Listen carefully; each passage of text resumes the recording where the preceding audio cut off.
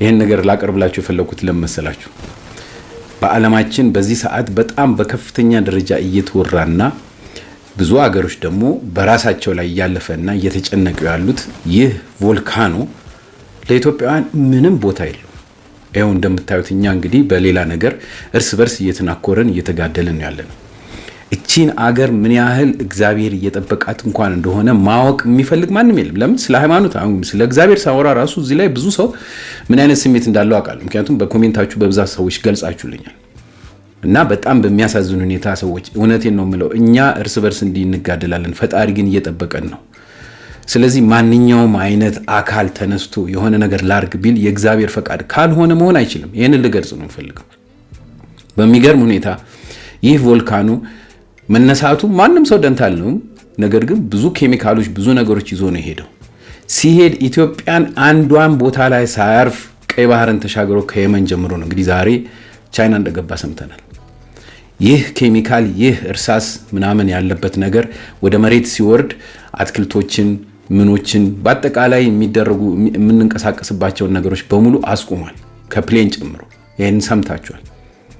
ይህ ነገር እንግዲህ ፊቱን ወደኛ ቢያዞርስ በዚህ አይነት መስመር ያሰበው አለ? በእውነት እኔ በጣም ነው የሚገርመኝ። በእውነት እግዚአብሔር ይሄን ነገር ይጠብቃል ስንል የሚቀልዱ በጣም ብዙ ሰዎች እናንተ ምናምን እምነት የሚባለው ያ ነው፣ ከእግዚአብሔር ጋር በመንፈስ መገናኘት እና በእውነት እና ኢትዮጵያውያኖች እናስብበት። አንዳንድ ነገር ስናደርግ ለመሳሪያ ገንዘብ እንልካለን፣ ሰዎች እንዲፋጩ የሆነ አንድ ኃይል አንድ ቦታ ላይ እንዲቆም ምናምን ከኛ ውጪ ሌላ ይሄንን የሚመራ አምላክ እንዳለ እያወቅን እኛ እንድንቆጣጠረው እንፈልጋለን።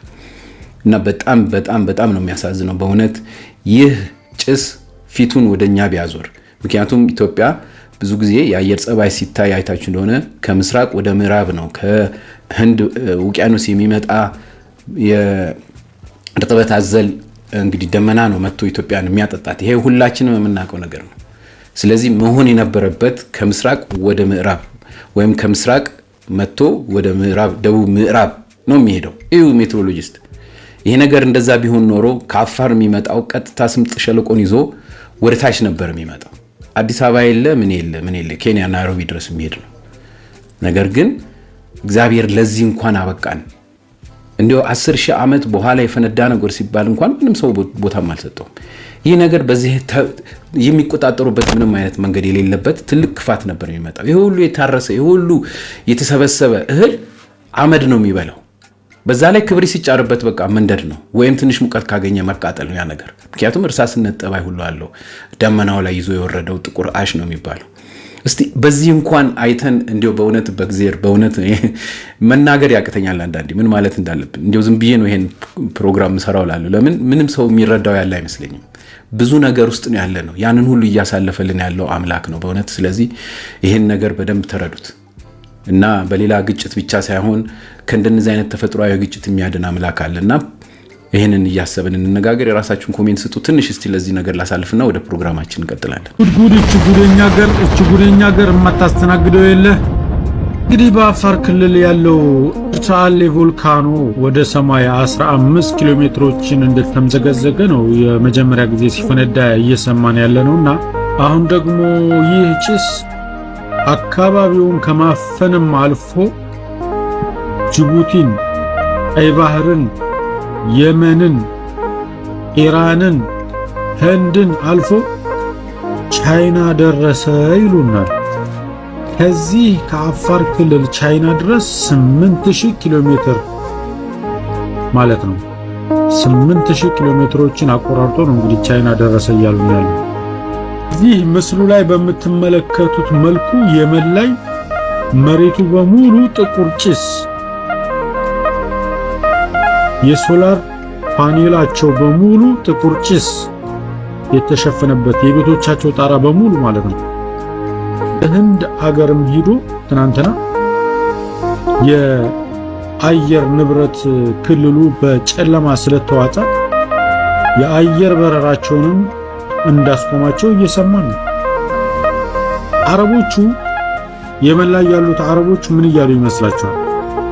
እንደዚህ አይነት ነገሮች አይከሰቱም ቂያማ የደረሰ ማለትም የዓለም ፍጻሜ የደረሰ ቢሆን እንጂ የመሬት መንቀጥቀጥ መብዛት፣ ዕውቀት ከሰዎች ላይ መነሳት፣ እሳተ ገሞራዎች በየቦታው እንደዚህ መፈንዳት የዓለም ፍጻሜ የትንሣኤ ቀን መቅረብ ምልክት ነው ብለዋል ነብዩ አለይሂ ሰላቱ ወሰላም ይላሉ። ስለዚህ ሁላችንም ምንድነው አሁን የሚጠበቅብን? ወደ ፈጣሪያችን መመለስ፣ ተውበት ማድረግ፣ መጸለይ። ነገዛ ሚዛን አለ። እዛ ሚዛን ላይ ጥሩና መጥፎ ስራችን ሳይመዘን በፊት ወደ ፈጣሪያችን ንስሐ መግባት። አሁን በአሁኑ ሰዓት ያለ ሰው ግን ይህን እያሰበ ያለ አይመስለኝም። ምን ታስባላችሁ? አሁን ወደ ፈጣሪው መመለስን የሚያስብ ሰው ነው ያለው ወይስ ዛሬም ሆዱን ሞልቶ መዋሉን ማደሩን ማሰብ ብቻ የሆነ ማህበረሰብ ነው የበዛው? እስኪ ንገሩኝ፣ ኮሜንት ላይ አስቀምጡልኝ። የፕላስ ምልክቱን በመጫን ደግሞ ቤተሰብ መሆናችሁንም አትርሱ። ሼር፣ ኮፒ ሊንክ በማድረግ ለሌሎች አዳርሱት። አናስ አሁን ባለው በእሳተ ገሞራ ምክንያት በጣም ብዙ ኢንፎርሜሽኖች እየወጡ ይገኛሉ። ከነሱ መሃል ትልቅ ችግር ውስጥ ነን ብለው ራሳቸውን እያሰቡ ያሉት የመኒዎች ናቸው። ኢንተርናሽናል ሚዲያዎች እየዘገቡት ነው። የመኒዎች እንደ ጫት ያሉ ነገሮች ማንም እንዳይቀምሳቸው ብለዋል። ቢኮዝ በአየር መታወቅ ምክንያት መርዝ ነው ብለው ስለሚያስቡ ውሃዎች መሸፈን አለባቸው፣ ፌስ ማስክ ማድረግ አለባቸው፣ ሰው ከቤት እንዳይወጣ፣ ምግቦች፣ ቆስጣ፣ ቬጂቴብል ነገሮች እንዳትጠቀሙ የሚል በጣም መረጃዎች እየወጡ ይገኛሉ። የት? የመን።